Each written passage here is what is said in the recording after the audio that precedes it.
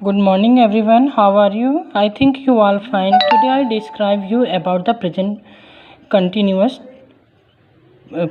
present perfect continuous tense. Okay, today I describe you about the present perfect continuous tense. आप लोगों को आज मैं प्रेजेंट परफेक्ट कंटिन्यूस टेंस के विषय में बताऊंगी।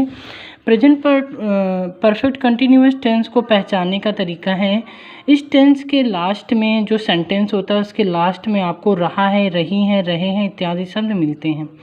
देखिए, आपको प्रेजेंट कंटिन्यूस टेंस में भी रहा है, रही है, रहे हैं मिलता है और प्रेजेंट परफेक्ट कंटिन्यूस टेंस में भी रहा है, रही है, रहे हैं मिलता है। इन वाक्यों के अंत में समय सीमा जैसे 2 वर्ड से, सुबह 10 बजे से, 2 घंटे से दी होती है।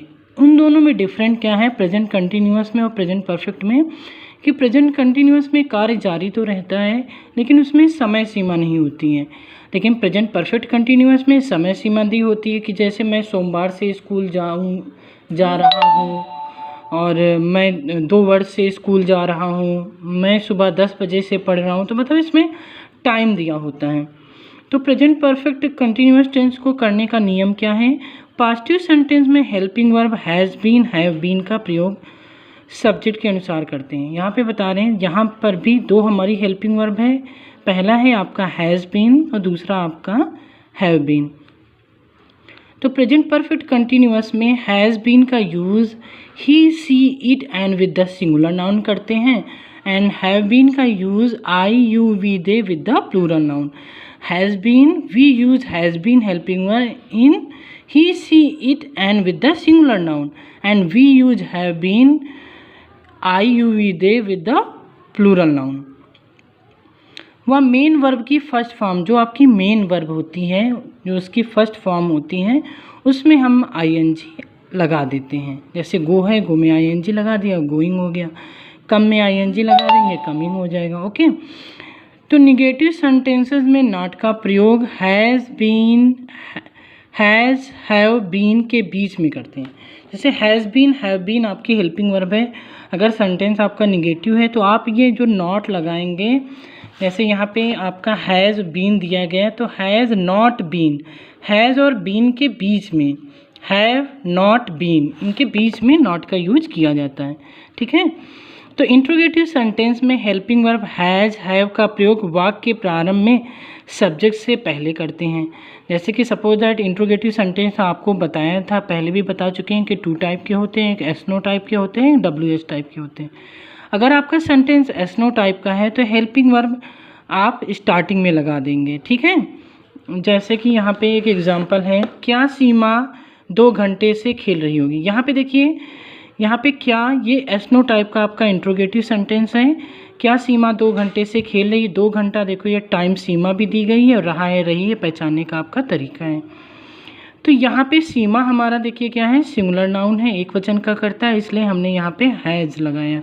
तो आपका इसमें हेल्पिंग वर्ब हैज़ बीन होता है, लेकिन जब इंट्रोगेटिव सेंटेंस होता है तो सब्जेक्ट के पहले हम हैज़ लगा देते हैं। जैसे हैज़ सीमा बीन, अगर यहाँ पे सीमा के प्लेस पे कोई प्लूरल नाउन होता या आई, यू, वी, दे होता तब हम यहाँ पे हैव का यूज करते हैं।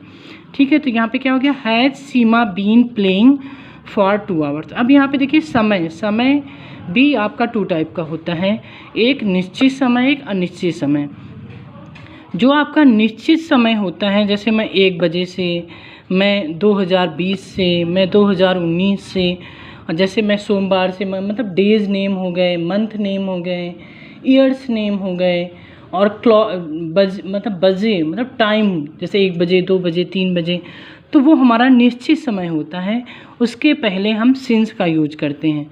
और अगर हमारा अनिश्चित समय, जैसे 2 घंटे, कौन से 2 घंटे आप बताएंगे, 12 बजे से लेकर 2 बजे तक मैंने पढ़ाई की, तो ये घंटा जो हमारा होता है वो अनिश्चित समय होता है। जैसे मैं 2 महीने से, कौन से 2 महीने से, तो आप बताएंगे जनवरी से फरवरी महीने तक, तो आपका जो महीने शब्द आएगा, ईयर शब्द आएगा, ओनली ईयर होगा, तो वो आपका अनिश्चित समय होगा। उस अनिश्चित समय के पहले फॉर का प्रयोग करते हैं।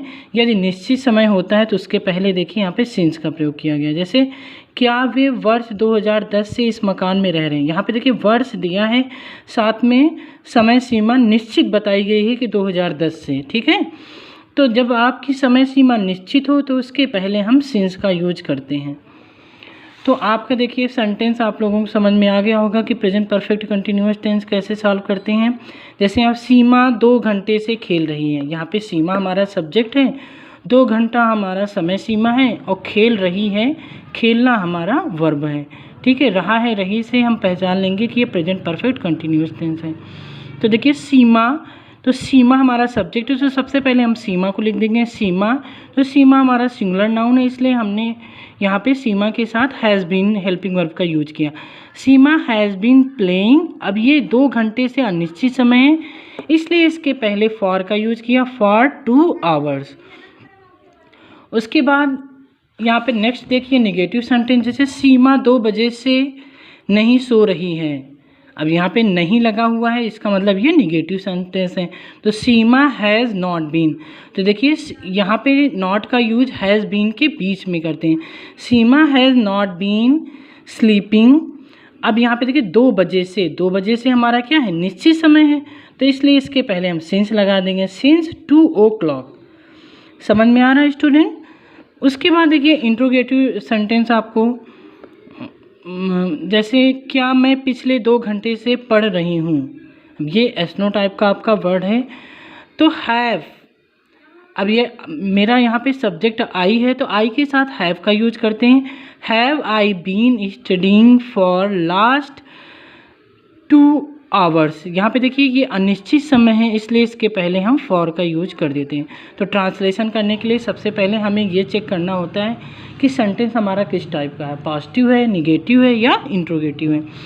तो सेंटेंस जिस अकॉर्डिंग होगा उसके अकॉर्डिंग हम उस सेंटेंस को सॉल्व करते हैं। पॉजिटिव सेंटेंस में सबसे पहले हम सब्जेक्ट लिखते हैं, सब्जेक्ट के बाद हेल्पिंग वर्ब लिखते हैं, हेल्पिंग वर्ब के बाद वर्ब लिखते हैं, उसके बाद जो ऑब्जेक्ट होता है, अदर वर्ड होते हैं, उसको लिख दिया जाता है।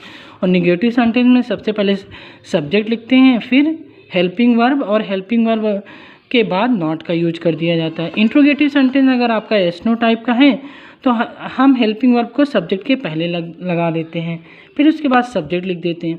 अगर यही सेंटेंस होता कि सीमा 2 घंटे से क्यों खेल रही हैं, तो इसको ट्रांसलेट हम कैसे करते, क्यों हमारा बीच में आ जाता, ये हमारा सेंटेंस WH टाइप का बन जाता।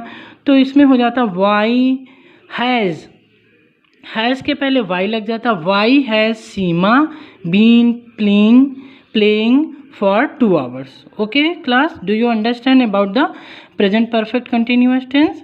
Okay.